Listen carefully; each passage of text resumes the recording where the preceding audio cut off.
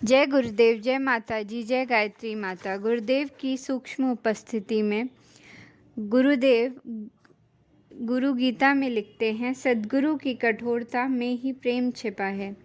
गुरु गीता में सद्गुरु महिमा के गीत हैं। इनका गायन करने वाले शिष्यों के की चेतना पवित्र, प्रखर एवं प्रकाशित होती है। ये गीत कितने भी गाए जाएं, इनका रस समाप्त नहीं होता है और न ही इनका प्रभाव क्षमता पा सकता है।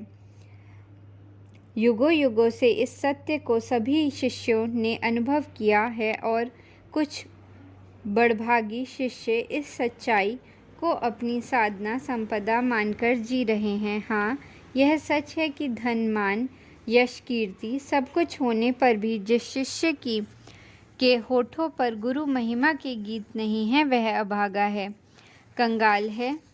समस्त आशयों के होने के बावजूद निराक्षित, जबकि इसके विपरीत जिस शिष्य के पास न तो धन है और न मान है, न यश है और न कीर्ति है, वह यदि गुरु महिमा के गीतों को गाने की कला को जानता है तो परम सौभाग्यशाली है। पिछले मंत्रों में यह बताया गया है कि सद्गुरु चेतना सब भांति अपूर्व है, नित्य है, स्वयं प्रकाशित और निरामय है। इसमें सभी विकारों का अभाव है। यह परामर्श रूप, अचल व आनंद का स्रोत है। वेद आदि शास्त्रों एवं सभी प्रभावों से भी यही सिद्ध होता है। गुरुदेव की आत्मचेतना, तपश्चेतना का सदा सदा स्मरण करना चाहिए। शिष्य के लिए इससे श्रेष्ठ अन्य कोई साधन नहीं है। गुरु महिमा के इन गीतों को एक नए स्वर में पिरोते हुए भगवान भोलेनाथ जगदम्बा से कहते हैं,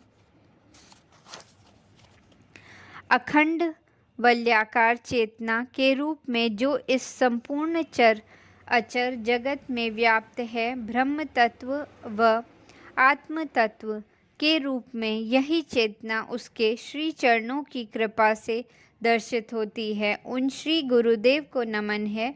वैदिक ऋचाओं एवं उपनिषद की त्रुटियों के सभी महावाक्य रतन उनके श्री चरणों में विराजित हैं। उन गुरुदेव की चेतना से सूर्य का प्रकाश पाकर ही वेदांत का कमल खिलता है।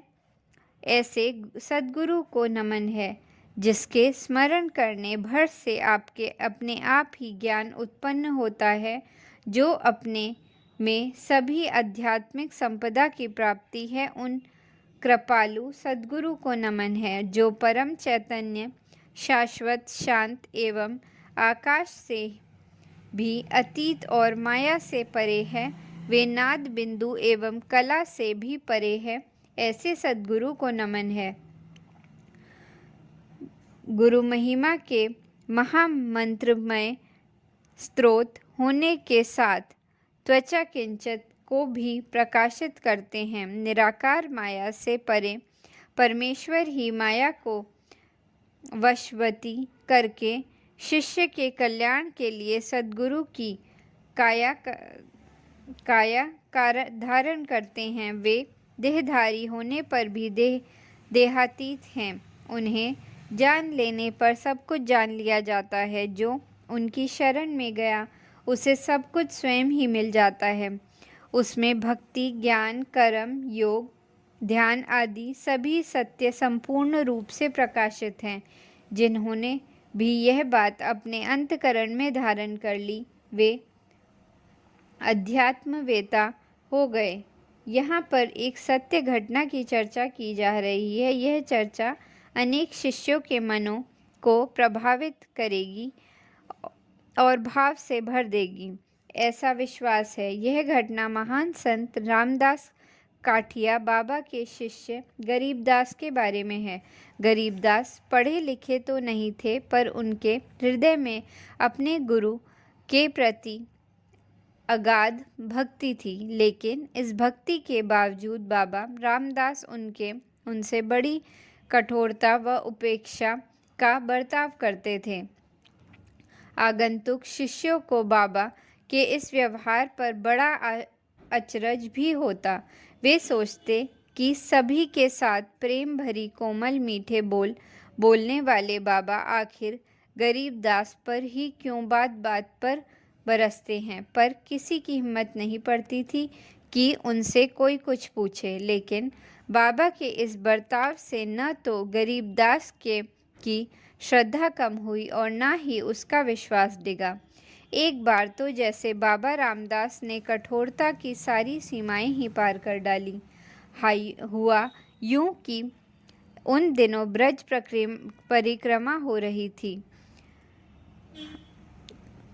उस परिक्रमा में उसे काफ़ी सामान लाद कर चलना पड़ता था।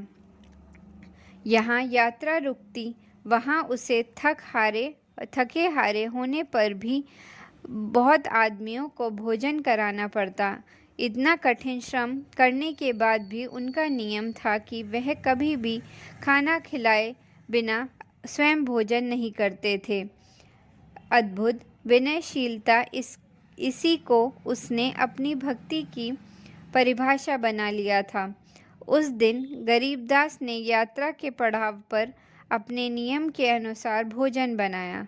सभी साधुओं व अभ्यागतों के साथ अपने गुरुदेव बाबा रामदास को भी आदर सहित बुलाया और प्रेम सहित उसने उन्हें खाना परोसा। पर यह क्या, आसन पर बैठते ही उन्होंने रोटी हाथ में ले ली और उसे दूर फेंकते हुए गरज कर कहा, बेशर्म, मेरे लिए कच्ची रोटियां बनाता है, जबकि रोटियां अच्छी तरह सिकी हुई थी। इतना कहकर भी वह चुप नहीं रहे और अपनी लाठी उसके सिर पर मार दी।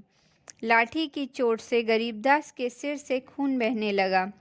हारा थका वह गुरु भक्त दर्द से बुरी तरह चीखा और बेहोश हो गया।